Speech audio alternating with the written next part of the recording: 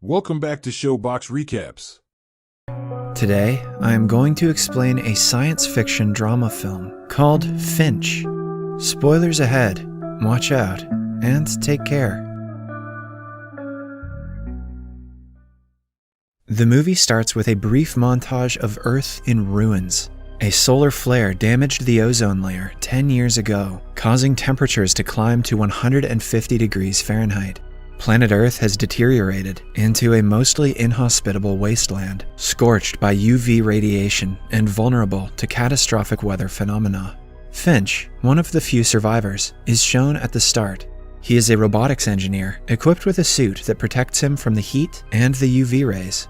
Like any other day, he's scavenging for supplies with his robot Dewey. When he walks inside a store, his measurements suggest that UV radiation levels in the area are quite high.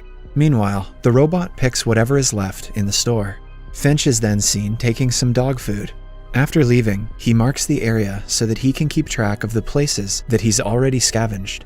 In the next scene, Finch travels through a deserted town that has been ravaged due to the ozone layer's depletion. The UV rays make it impossible for people to go outside. Hence, the majority of the city has been evacuated. Suddenly, Finch's suit emits a warning that a storm is approaching. He spins the truck around and slams on the accelerator while the giant storm chases him. Luckily, he manages to reach his underground laboratory, which was formerly owned by the firm for which he worked before the catastrophe hit. Later, we get to know that Finch is dying from tuberculosis. His dog and pal, Goodyear, is waiting for him at his big house. He hugs and kisses the dog, then prepares the food he found earlier. While Goodyear eats, Finch merely sips on a drink as the supplies are running out. Later, with the help of an AI, Finch uploads basic instructions on his new project, like how to care for a dog, how to do household chores, and so on. Since Finch loves Goodyear more than anything, he is working on creating a highly specialized robot to care for him after his death. This is sad, but it's also the first movie ever made where it's not the dog who's going to die. Finch has been conducting a lot of studies on UV rays and radiation exposure. Later, he removes Dewey's eyes and attaches them to his new robot. After turning the robot on, he starts transmitting data to it. After a lot of failed attempts to communicate, the robot finally nods its head, symbolizing that he is understanding what Finch is trying to convey. Finch is overjoyed by the reaction from the robot and the fact that he's made it one step further. He also plays with his dog, believing that he might soon have a new friend. Finch then tells the robot to mention something about himself. The robot says that he has some rules, such as not harming humans. But the most essential rule is that in Finch's absence, he must take care of Goodyear at all costs. All of a sudden, the power goes out.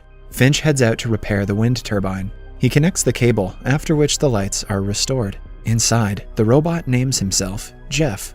Meanwhile, a gigantic storm is seen coming their way. Finch comes back and connects Jeff to the weather station so he can make a forecast. Jeff says that 4 different storms will approach them in the next 24 hours, and they will not be able to avoid them. He also forecasts that it will last roughly 40 days. Hearing this, Finch believes that they have to leave the place soon. He also presumes San Francisco is their best option.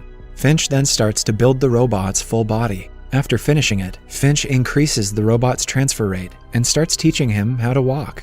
Following a bit of practice, Jeff successfully starts walking.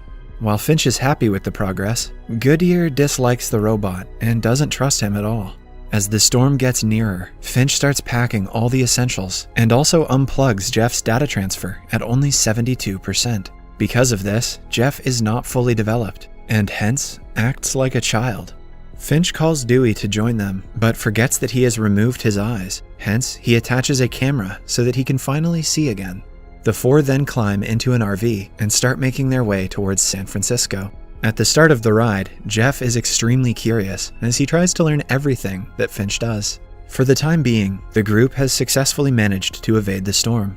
They then stop by a deserted town. Finch wears the UV protection suit and calls Jeff to join him outside. He then starts teaching Jeff basic instructions on how to scavenge and also about the hazards of the sun. The duo also has a moment of fun when they pop some popcorn out in the sun. Yes, that's how bad the sun has become.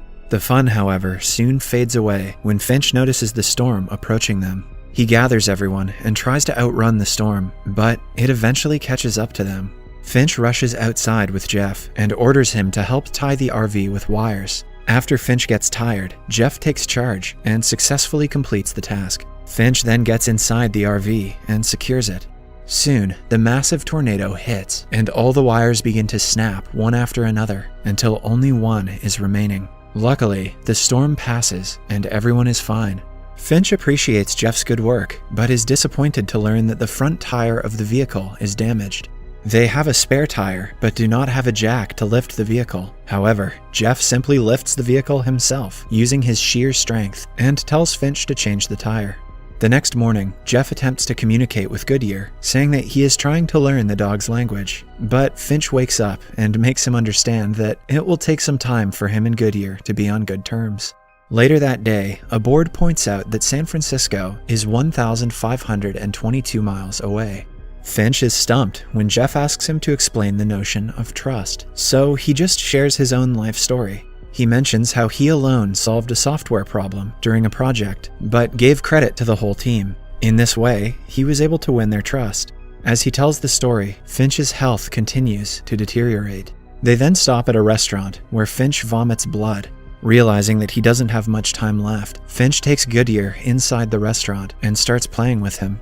Meanwhile, Jeff is toying with the RV. He puts on songs while he tries to drive. Because of his clumsiness, he lets go of the handbrake, and the RV hits a car. When Finch confronts Jeff, he acts all innocent. He then reverses the RV, only to crash it again.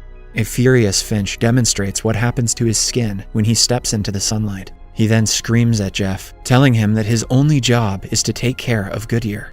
After they leave the restaurant, Finch decides to teach Jeff how to drive. At first, Jeff is clumsy as usual, but he soon gets the hang of it and starts driving smoothly. Finch is pleased by this, but the doggo remains skeptical. At night, they stop by the road to camp. There, the beautiful northern lights can be seen, as the ozone layer is no longer present. Jeff suggests that they could drive at night, mentioning that daylight is hazardous. However, Finch teaches him that hungry people approach at night, and it's dangerous. In the morning, Finch vomits blood, and is also shivering. Jeff takes good care of him, asking if he should call the doctor. After that, they continue their journey. When they arrive in a major city, Jeff wakes Dewey, and the duo head out to scavenge for supplies. They come across a hospital, which looks looted, but Jeff has yet to learn that, so he continues his way inside. When Finch wakes up, he discovers that both the robots are missing. He knows that trouble lies ahead, so despite being extremely weak, he suits up and sets off to find Jeff and Dewey. Someone is watching him from the shadows.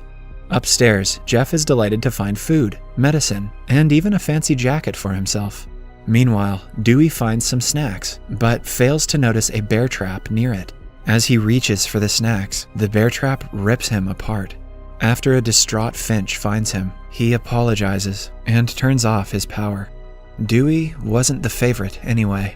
Soon, Finch hears a rumbling sound and finds Jeff as well. Finch stresses that they cannot stay in the place any longer, as it is not safe for them. Both of them then make a run for it, but Finch is barely managing to stay on his feet. When they reach their RV, they immediately speed away, but a vehicle starts following them. After traveling a distance, Finch hands over the steering to Jeff, telling him not to make any mistakes from now on. He also notices the car still following them. They turn off the headlights, as Jeff is able to see in the dark. While the mystery car still pursues them, Finch suggests Jeff to step on the accelerator and speed up. As they are driving into a storm, Finch grabs the wheel and steers it off the road. He intends to use the underpass instead. Despite Jeff trying his best to explain that the height of the RV is higher than the underpass, Finch does not listen, and eventually it crashes and the RV's solar panels are destroyed. After the crash, Jeff uses his strength to push the RV inside. The car that was following them approaches. However, it stops for a moment and then drives away. Once he's confident that the people have gone, Finch rushes outside and discovers that all of their solar panels have been damaged. He blames himself for his poor judgment and also mentions that he cannot repair it. Jeff assures him that he can take them to San Francisco, but Finch snaps at him to stop talking. A furious Finch then returns to the vehicle while Jeff stands outside in the rain. After a little snooping, Jeff comes inside and tells Finch that he thinks they'll make it to the Golden Gate Bridge in San Francisco. Meanwhile, Finch shares another story and relates why he doesn't trust people and how he discovered Goodyear in a bag. He mentions that Goodyear was terrified and alone and how he promised to protect him at any cost. Finch adds that hunger can turn any good human being into a killer, but it turned Finch into a coward as he kept hiding while some young boys killed a young girl and her mother in a supermarket. The next morning, another road sign points out that it is 480 miles to San Francisco. Jeff is on the wheel while a weak Finch rests. Suddenly, Jeff notices a butterfly on the windshield. He pulls over, awakens Finch, and points to the butterfly. Finch gets up and stretches his hand out, only to find it unaffected by the sunlight. He then steps outside and feels the sun. The UV radiation has decreased to the point where it is no longer a threat. I'm no scientist, but this seems like bullshit. He sees a flower and another butterfly and laughs heartily. As they continue their journey, they pass flowering plains. Later, Finch gets dressed and they decide to have a picnic in the sun, something he hasn't done in over a decade. Finch then shares some more memories of his past, while wishing that he could make more of his life. Hearing this, Jeff excitedly gets up and explains that if they leave now, they will reach the Golden Gate Bridge in about 18 hours. However, Finch says that he can't make it.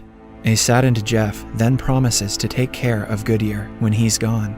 After that, Finch brings out Goodyear's ball, and the two engage in a game of fetch. He then hands the ball to Jeff and explains that this is one of the first stages in creating trust with a dog. The two then have a brief moment of fun before suddenly Finch starts coughing up blood. His white suit is now covered in blood.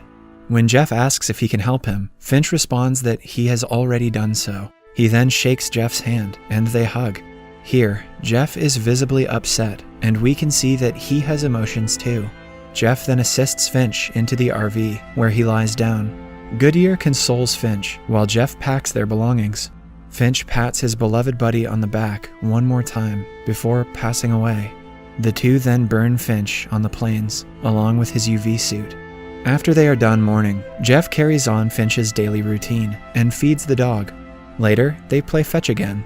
With Jeff, Goodyear starts to feel safe and begins to change. Jeff also feels that Goodyear is now his responsibility, and the two set off again. He befriends Goodyear, who finally embraces him. When they finally arrive at the Golden Gate Bridge, Jeff constructs a memorial for Finch. There, they find several messages left by people for their loved ones, letting them know where they can be found. This concludes that there are more survivors, with the possibility of family members being reunited. In the final scene, Jeff sticks his drawing of Finch, Goodyear, and himself on the fence. The two of them then leave for somewhere new. Subscribe to Showbox Recaps. Thanks for watching.